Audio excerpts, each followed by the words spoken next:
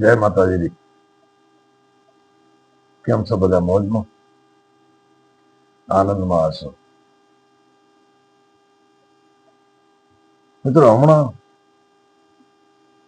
બે જણા દ્વારકા, સોમનાથ, પોરબંદર, જુનાગઢ, વીરપુર, પ્રાચી, પીપળો એ જગ્યાએ બધા યાત્રાએ ગયા હતા. યાત્રામાં પાછા આવ્યા, સમાચાર પૂછ્યા, કેવી યાત્રા રહી. હવહરી અકલ પ્રમાણે, બુદ્ધિ પ્રમાણે યાત્રાનું વર્ણન કર્યું. મિત્રો, યાત્રા આપણે બધા જતા હોય. કોઈની નાની યાત્રા હોય, ગુજરાતમાં, સૌરાષ્ટ્રમાં. કોઈ ચાર ધામની યાત્રા જતા હોય, કોઈ હિમાલય જતા હોય, કૈલાસ, માનસરોવર, જેવી વ્યવસ્થા એ પ્રમાણે જતા હોય. 4 વર્ષ પહેલા હું પણ ગયો હતો, પણ સૌરાષ્ટ્રમાં જ, દ્વારકા, સૌરાષ્ટ્ર. તમે બધા યાત્રાએ જતા જ હશો, એવું કઈ નહીં, પણ યાત્રાએ જાઓ છો ને તો એ સ્થાનની ઉર્જા અનુભવ કરવા વાળી તમારી જે છે એ મેમરી ટાઈપની હોય, તમારો સ્વભાવ એ પ્રમાણે હોય. દ્વારકા જઈએ તો એમ થાય કે ભગવાન કૃષ્ણચંદ્ર સાક્ષાત અહીંયા વિરાજમાન છે, એમની રાજધાની છે, એવો અંદરથી આભાવ થાય, ભાવ થાય.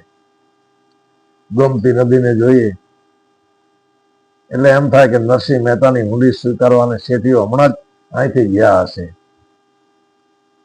કલ્પના કરાય કે અહીંયા કઈક રાજા, મહારાજાઓ, રજવાડાઓ, બહારવટિયાઓ કેટલા બધા આ ગોમતીમાં ધુબાકા દીધા છે. દ્વારકાનો કિલ્લો જોઈએ તો સાંભળેલી વાતો, ના છડિયા હથિયાર, અલાલા બેલી મરણ જો એટલી વાર, મૂળભા વંકડા ના છડિયા હથિયાર. એ વાઘેરોના બારોટા યાદ આવે, એમની ખુમારી યાદ આવે. દ્વારકાથી જરાક બેટ દ્વારકા બાજુ નીકળો, રાણી રૂક્ષ્મણીજી રિસાયેલા બેઠા છે. દુર્વાસા ઋષિના શ્રાપને કારણે એ પ્રસંગ યાદ આવે. આપણને એમ થાય કે હજી ગઈકાલે જ બન્યું હશે. ત્યાંથી બેટ દ્વારકા જાઓ, રસ્તામાં નાગેશ્વર, સૌરાષ્ટ્રમાં 2 જ્યોતિર્લિંગ, એક નાગેશ્વર, એક સોમનાથ. એમાંના નાગેશ્વરના દર્શન, ગોપી તળાવના દર્શન, ઘણો બધો દ્વારકામાં જોવા જેવો, અનુભવવા જેવો નહીં, ઘણો બધો અનુભવ્યો. બેટ દ્વારકા ત્યારે એ વખતે તો હોળિયા હતા, સમુદ્રમાં થઈને થોડો જવો પડે. અત્યારે તો પુલ છે. ત્યાં જાઓ એ કલ્પના એવી જ થાય, ઓહો, ભગવાન કૃષ્ણની રાણીવાસ અહીંયા હશે. કારણ કે ભગવાન તો સાક્ષાત બ્રહ્મ હતા કૃષ્ણ. સમુદ્રને હુકમ કર્યો, જમીનનો એટલો ટુકડો ઉપર લીધો, એના ઉપર રાણીવાસ બનાવ્યો. એ બધું જોઈને પછી પોરબંદર બાજુ જયારે નીકળીએ તો રસ્તામાં માધવપુર આવે. માધવપુરનો માંડવો, યાદવ કુળની જાન, પરણે રાણી રૂક્ષ્મણી તોરણ આવે. ભગવાન કૃષ્ણ જયારે રૂક્ષ્મણીનો હરણ કરીને લઈ આવેલા, ત્યાં કાયદેસરના ફેરા, 4 ફેરા જે છે ચોરીના, એ માધવપુરમાં પડેલા. એ જગ્યા જોઈએ એટલે એમ થાય કે હજી રૂક્ષ્મણીજી કાલે જ વિદાય થયા છે. ભગવાન કૃષ્ણની જાન હજી કાલે જ ગઈ છે, એવો અંદરનો ભાવ થાય. સાચી યાત્રા આપણને ત્યારે અનુભવ થાય. ત્યાંથી પોરબંદર જાઓ, મહાત્મા ગાંધીની જન્મભૂમિ, મોહનદાસ કરમચંદ ગાંધી, એમના પિતાજી પોરબંદર મહારાણાના દિવાન હતા. ગાંધીજીનું જન્મસ્થાન, કૃષ્ણ સખા સુદામાજીનું એ કર્મભૂમિ, પુણ્યભૂમિ, જન્મભૂમિ. હજી ગઈકાલે જ એમ થાય મહારાણા મિલ શરમણ મુંજા જન નહીં જણે તો ભગત જણ કા દાતા કા શૂર નહીતર રેજે વાંઝણી મત ગમાવીશ નૂર. એ શરમણ મુંજાનું સ્મરણ જરૂર થઈ આવે. એમ થાય કે આ ભૂમિએ શું શું નથી આપ્યો, અહીંયા કેવા વીર પુરુષો અહીંયા પેદા થયા. ત્યાંથી આગળ જાઓ તો અમારા આમ તો 18 આલમ જેને નમન કરે છે એવા સોનબાઈ માનું જન્મસ્થાન મઢડા કણેરી એ પુણ્યભૂમિ. ત્યાંથી વેરાવળજીએ વસાવેલો વેરાવળ બંદર, અને એનાથી આગળ જાઓ તો પ્રભાસ પાટણ જેને સોમનાથ સોમૈયો મહાદેવ સૌરાષ્ટ્રે સોમનાથમ શ્રી શૈલે મલ્લિકા અર્જુનમ ઉજ્જૈન્યા મહાકાલમ ઓમકારમ મલેશ્વરમ પરલ્યા બૈજનાથમ ડાકીનો ભીમશંકરમ સેતુ બંધે તો રામેશ્વમ નાગેશમ દ્વારકા વને વારાણસ્યા તો વિશેષમ ત્રંબક ગોતમી તટે હિમાલય તો કેદારમ દુષ્મે શિવાલે એતાની જ્યોતિર્લિંગાની સાંય પ્રાત પઠેન્દ્ર સબ જન્મ કૃપાપ સમરણે વિનશ્યતિ. એ ભગવાન સોમનાથના દર્શન કરી એટલે મોહમ્મદ ગજનીએ 12 વખત લૂંટેલો સોમનાથ.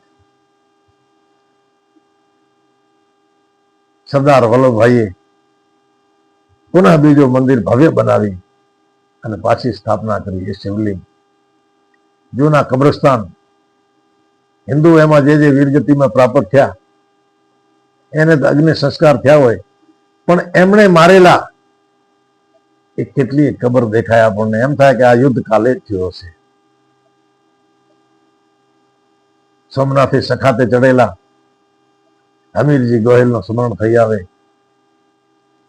એમ થાય કે આ હજી ગઈકાલે જ બન્યો હશે. એ સોમનાથના સમુદ્ર કિનારે આજે પણ જૂના મંદિરના ભગ્ન અવશેષો પડ્યા છે.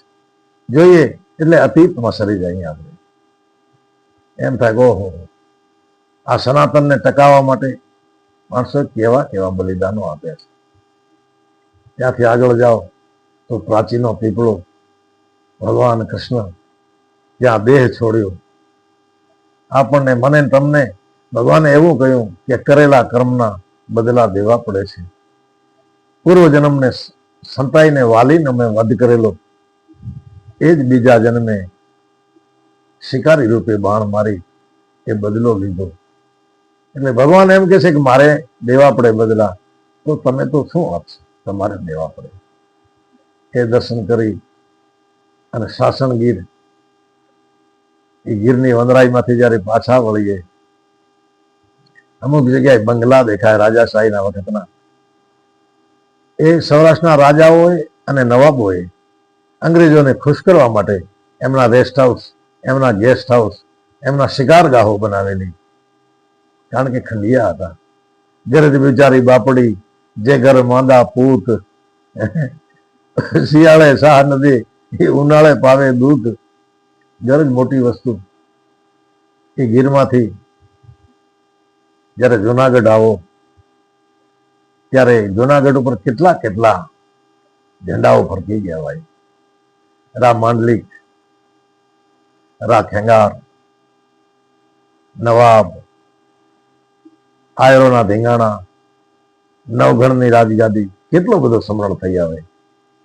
ઘણા દેવાયા સ્થળો.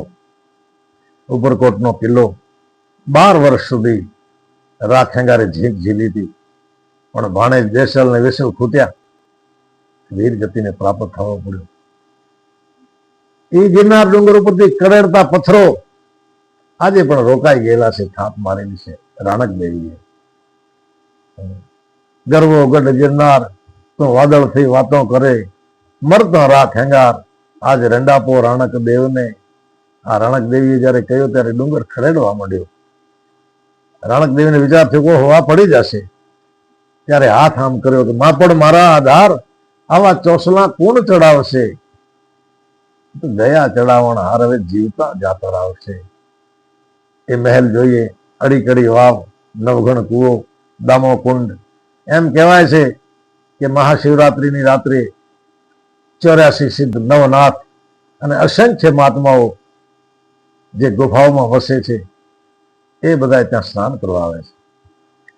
મેં ખૂબ અનુભવ કર્યો. મને એમ થાય કે હું એમને નજરે જોઈ રહ્યો છું. અને ત્યાંથી વીરપુર જલારામ બાપાનો સદાવ્રત, ચામુંડામાં ના બેસણા, અને ફરીને પાછા ઘરે આવ્યા. મેં આ વર્ણન કર્યું. આજે હમણાં યાત્રાઓ ગયા હતા. મેં કીધું તમને કોઈ જગ્યાએ એવો લાગ્યો કે એ સાક્ષાત દ્રશ્ય હું નિહાળી રહ્યો છું?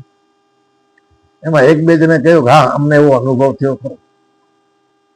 મિત્રો, આપણે યાત્રાએ જઈએ ને, સાચી યાત્રા તો છે કે તમે અતીતમાં ખોવાઈ જાઓ.